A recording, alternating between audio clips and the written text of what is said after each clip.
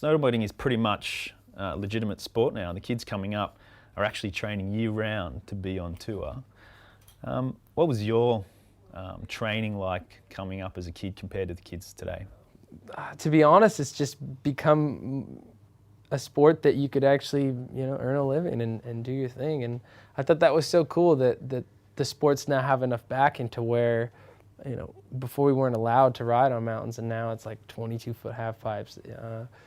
The big draw is like, cool, come ski with your kids and check out our terrain park for the young ones. You know what I mean? It's definitely having that appeal that mountains and the whole industry was realizing that this isn't something that's going to disappear. I mean, we're in the Olympics now.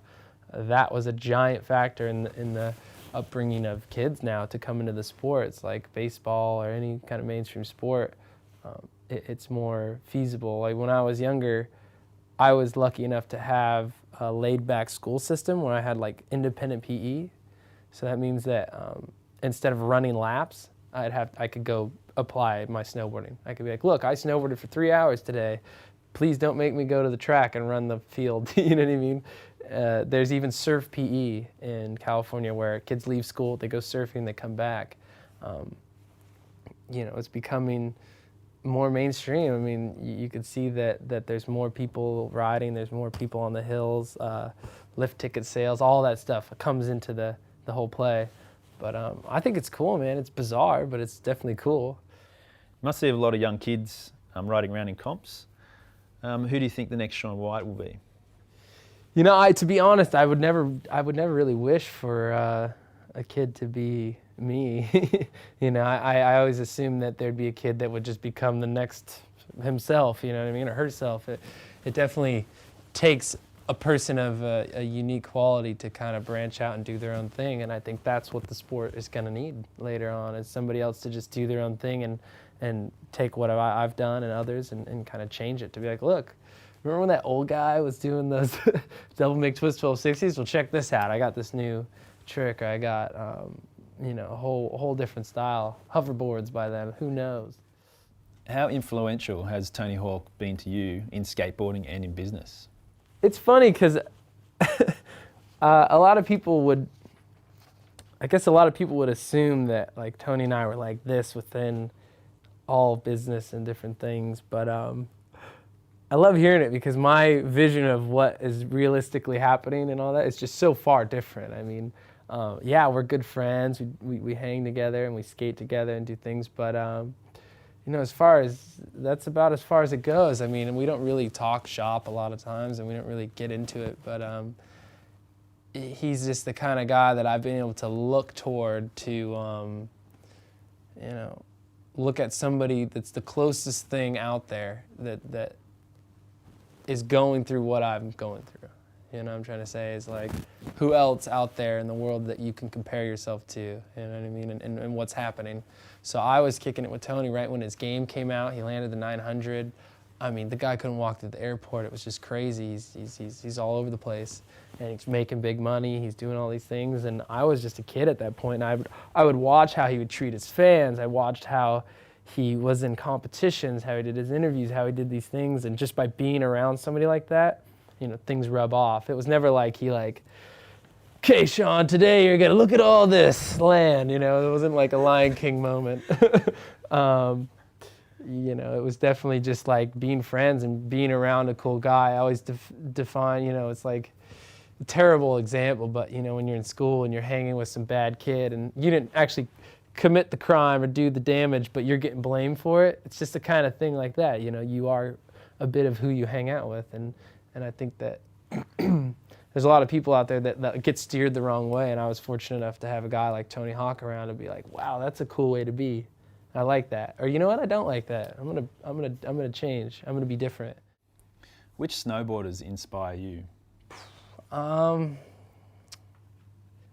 It depends. I mean, it's always kind of like what you're going after. I mean, if it's half pipe or if it's this or that. I definitely, my favorite rider was like Danny Cass forever, because he just had this like laid back style that was so relaxed while he was riding, and the guy would land so flat in the half pipe. I couldn't understand how he would get speed to hit the next wall. He would just kind of like magically do these tricks and put these amazing runs together. And I mean, not only that, but just his lifestyle in the sense that he seems so relaxed. He seems like he doesn't care. And I always loved that mindset because I care so much. I'm there like, oh man, I want to get to the practice. I want to do this. And I'm thinking about it all the time. And to be honest, he he shows up in Torino at the Olympics and people are like, man, Danny's not even a contender to make the team. And then he like magically pops the last 2 events and does really well, makes the Olympic team. He's riding terrible at practice, and now out of nowhere pulls this amazing run and gets like a silver medal at the games. And I just thought it was so cool to, you know, have such a relaxed style going into it. And that I just like to watch him ride. I like to get inspired by that. Look at different grabs, different things he's doing. Danny Davis is kind of the same style. It's like the guy can hit rails, he can hit jumps, he can hit half pipe. I really, you know, I don't know as much as get inspired, but I have a lot of respect for guys that can do everything. You know, because it takes a true snowboarder to be able to like go into the backcountry, do a big jump, to go hit rails, to, you know, do different things. And I always hated the fact that I was somewhat, I wouldn't say like stuck in the half pipe, but like I do a lot of half pipe events because I'm good at it. You know what I mean? It's something I'm interested in and I like to do. But you know, I love to hit rails. I love to hit the park. I do all sorts of different things. So that's kind of like the guys I watch. Torstein Horgmo from Norway has pushed the level up a notch and landed the first triple corks on a snowboard. What did you think when you saw the clip? I actually haven't even seen it yet. There's no wireless at my house, you know. It's terrible.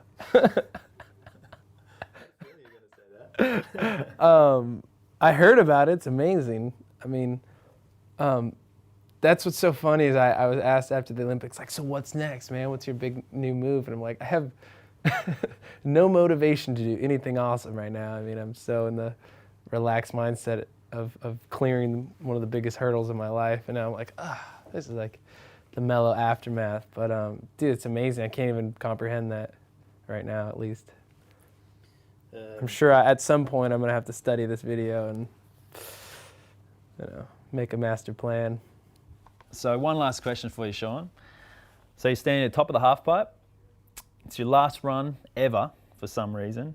There's not a soul watching, no TV, no crowd, just you and the half pipe. What run and what tricks are you gonna do? There's no one there? No one there. Oh man, I would just do giant airs. Seriously, that would be it. Big airs, and maybe like a Mctwist or a 540. That'd be it. You know, it's bizarre. You watch television and you think that like I'm out there every single day doing these tricks, and it's just not how it is. It's scary. Ask any professional, and you're like, I'm sure their best day of skating isn't like ollie a 15 stair or something like that, or doing something sketchy. You know, where there's consequence if you don't land it. I mean, I love to just do big airs and kind of like look around and get that feeling of flying and like just bombing down a hill. It's like the original things that make the sport fun. I like helping friends. I mean, like when a friend learns a new trick skating, I feel like I've learned a trick. And I mean, it's definitely like a fulfilling thing to go out there and ride. I mean, it's not fun. Everything's about fun these days, but it's not fun. It's fulfilling. You know, you're getting something back by learning these tricks and challenging yourself. But you know, just to go have fun, like yeah, you just cruise around the hill and mess around. I mean, my best days are probably like watching my dad catch an edge and he just plants in the snow, and instead of checking if he was all right, I just spray him with as much snow as I can. You know what I mean? It's like you have fun. You just like do your thing. I'm not trying to double Mctwist my way into happiness. This is fun. My arm. I'm a normal dude. Like I'll drive myself to the airport. I'll do normal things. I mean, I don't chew my own food, but that's just a personal thing. I don't like to do it.